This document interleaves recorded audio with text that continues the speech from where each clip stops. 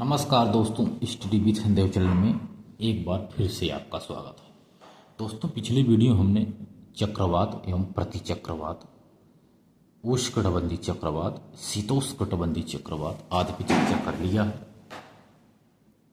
अब देखते हैं इस क्लास में वायु राशियां एवं उनका वर्गीकरण।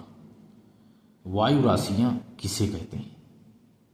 यानी वायु में देखा जाए तो वायु में गैस होता है, जलवाष्प होती है, धुआं होता है, धूलकण होता है आदि इसमें होती है।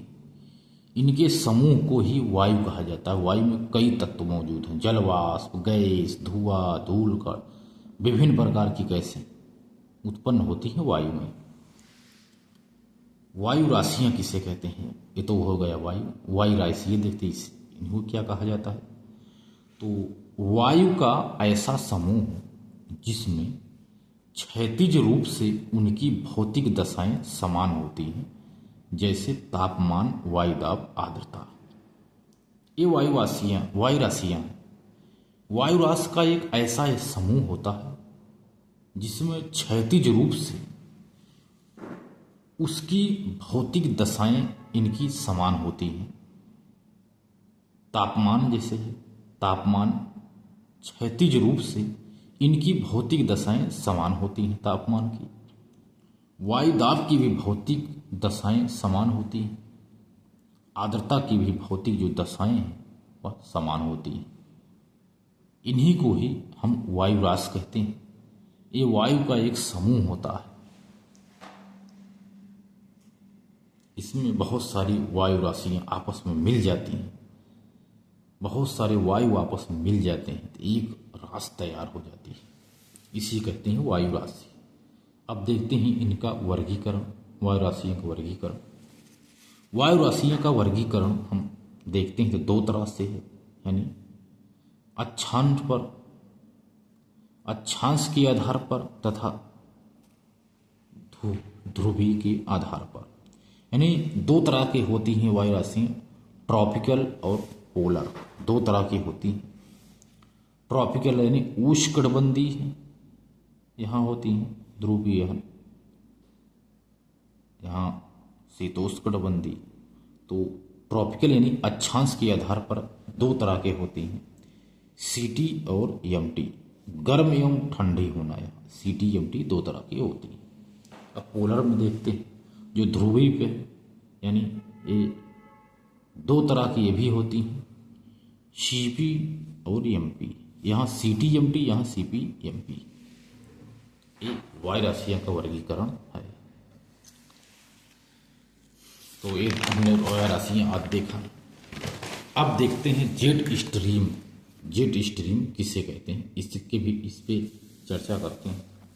जेट स्ट्रीम क्या है? क्षोभ मंडल की ऊपरी सीमा, जो क्षोभ मंडल है इसकी ऊपरी सीमा एवं समताप मंडल के निचले भाग में 6 से 14 किलोमीटर की ऊंचाई पर पश्चिम से पूर्व चौड़ी पट्टी में तीव्र गति से चलने वाली पवन को हम जेट धारा कहते हैं। 5 डिग्री के ऊपर, 5 किलोमीटर के ऊपर 6 किलोमीटर से 14 किलोमीटर के बीच में जो पश्चिम से पूर्व की तरफ चलती है उन्हीं को ही हम पवन को जेट धारा कहते हैं। ये बहुत तीव्र गति से चलती है। हमने बताया था दोस्तों पोलर और ट्रॉपिकल। ये विषुवत रेखा है, मान लीजिए ये 30 डिग्री, ये 60 डिग्री। ये ध्रुवीय उच्च दाब, ये ध्रुवीय उच्च दाब। यह है उपध्रुवीय निम्न दाब, यह है उपोष्ण क्षेत्र उच्च दाब है, यह है विषुवत क्षेत्र। यहाँ उष्ण जो यहाँ क्षेत्र है, यहाँ से यहाँ उष्ण जेट यहाँ चलता है। उष्ण जेट यहाँ से 5 डिग्री से यहाँ चलता है, मतलब उष्ण क्षेत्र है। तो 6 किलोमीटर तक, यहाँ से यहाँ तक 6 किलोमीटर तक। यहाँ पर पोलर यानी पोलर जेट यहाँ चलता है, पोलर जेट। ये सब क्षेत्र है पूरा, देख लीजिए दोस्तों। यहाँ पर जेट धाराएं चलती हैं 6 से 14 किलोमीटर के बीच में, यहीं से ये क्षेत्र है, यहाँ से यहाँ तक,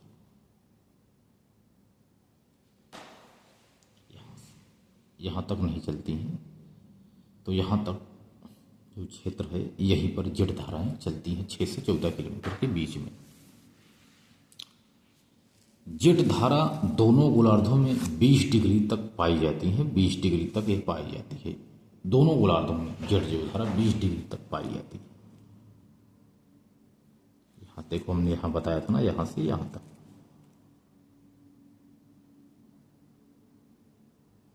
यहाँ से यहाँ तक।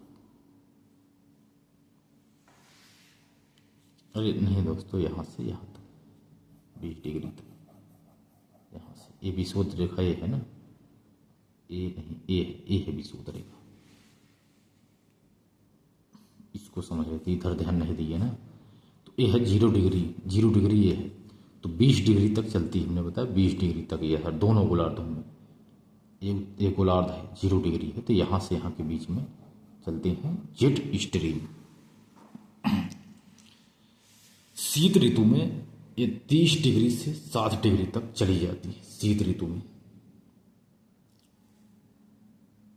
जैसे ये ध्रुवीय पवनें इधर से चलती हैं, जैसे इधर शीत ऋतु होती है तो ये इधर चली जाती हैं, और यहाँ इधर सूर्य होता है तो इधर चली जाती हैं, इधर सूर्य रहता है तो इधर चली जाती हैं, ऐसे खिसकती रहती है। शीत ऋतु में 60 डिग्री तक ये चली जाती है, तक चलती हैं शीत ऋतु में। ये ध्रुवीय पवनें हैं। तो ध्रुवीय पवनें 100 किलोमीटर पट्टी में चलती हैं। ध्रुवीय पवनें ध्रुवों का चक्कर लगाती हैं। जेट धारा की दिशा पश्चिम से पूर्व चलती है, हमने बताया दोस्तों। इनकी रफ्तार हर जगह अलग अलग होती है। यह विसर्प रूप में चलती हैं, इन्हें रासबी पवनें कहते हैं। ग्रीष्म ऋतु में जेट धारा कमजोर हो जाती है और शीत ऋतु में ये तेज हो जाती है। तो दोस्तों ये था जेट धारा। जेट धारा दोस्तों क्षोभ मंडल की ऊपरी सीमा एवं समताप मंडल के निचले भाग में 614 किलोमीटर के बीच में ऊंचाई में पश्चिम की पूर्व की तरफ हवाएं तीव्र गति से चलती है। इन्हीं को ही हम जेट धारा कहते हैं। जेट धारा दोनों गोलार्धों में 20 डिग्री तक चलती है। शीत ऋतु में 30 से 60 डिग्री तक ये चली जाती है। ध्रुवीय पवनें के बारे में हमने बताया दोस्तों, 100 किलोमीटर पट्टी में यह चलती हैं। ध्रुवों का चक्कर लगाती हैं। जेट धारा की दिशा पश्चिम से पूर्व चलती है। रफ्तार हर जगह इनकी अलग अलग होती है।